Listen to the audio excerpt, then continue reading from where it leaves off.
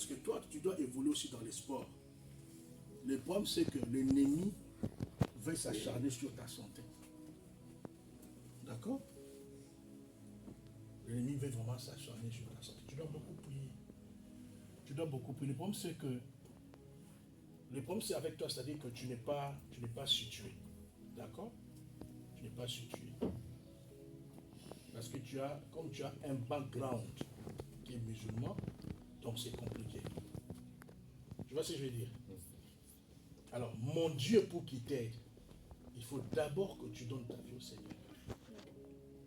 Et ce qui ne sera pas, je ne te dis pas que ce sera facile, mais c'est un choix que tu dois mettre. Et c'est par rapport à ta vie. C'est un choix. Et moi, je crois que si tu as eu l'opportunité de venir jusqu'ici, c'est parce que c'est le Seigneur qui t'attire. C'est le Seigneur qui t'attire. Ce n'est pas un hasard. C'est le Seigneur qui est en train de t'attirer vers lui. Et si tu as répondu comme ça, il faut que tu continues ce chemin. Il ne faut pas que tu recules. Amen.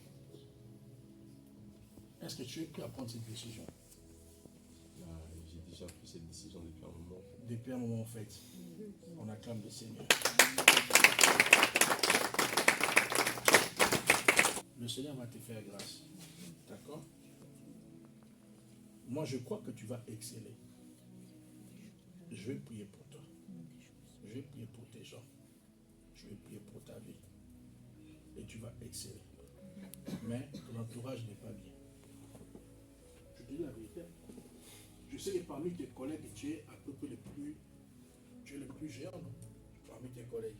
Non. Là, je parle de 2 personnes avec qui tu marches le plus souvent. En fait, ça dépend comment on voit la chose. Comment on voit la chose? Bon.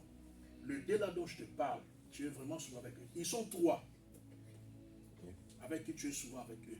Mais il y en a 2 qui t'influencent beaucoup. Il y en a 2 qui t'influencent beaucoup. Ils t'influencent dans tes choix, dans tes décisions. D'accord? Il faut vraiment que tu puisses prendre une décision ferme pour ne pas suivre ceux qui te disent. Pour que tu ne pas te laisser influencer par ceux qui te disent. Parce que je suis en train de voir, des fois, ils te disent des choses qui ne sont pas bien. Des choses qui ne sont pas correctes. Que toi-même, dans ton cœur, tu sais que je ne suis pas censé faire telle chose. Mais puisque c'est tes amis, tes collègues, parfois tu te laisses influencer. D'accord?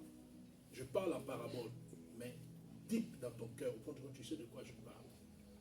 Essaye de prendre une position ferme par rapport à ce que tu veux faire, par rapport à tes projets, par rapport à tes décisions, pour que tu ne sois pas influencé. Mais je sais que tôt ou tard, le Seigneur va t'écarter de cette personne. Il arrivera un moment donné, Dieu voudra te propulser, il va t'écarter de certaines personnes de ton entourage. Parce qu'ils ne sont pas bien en fait. Je te l'ai dit parce que je suis un prophète, je te l'ai dit. Au fil du temps, tu vas les découvrir. Au fil du temps, tu vas les découvrir. Au fil du temps, il y aura même un qui va s'élever et cette personne-là va s'opposer.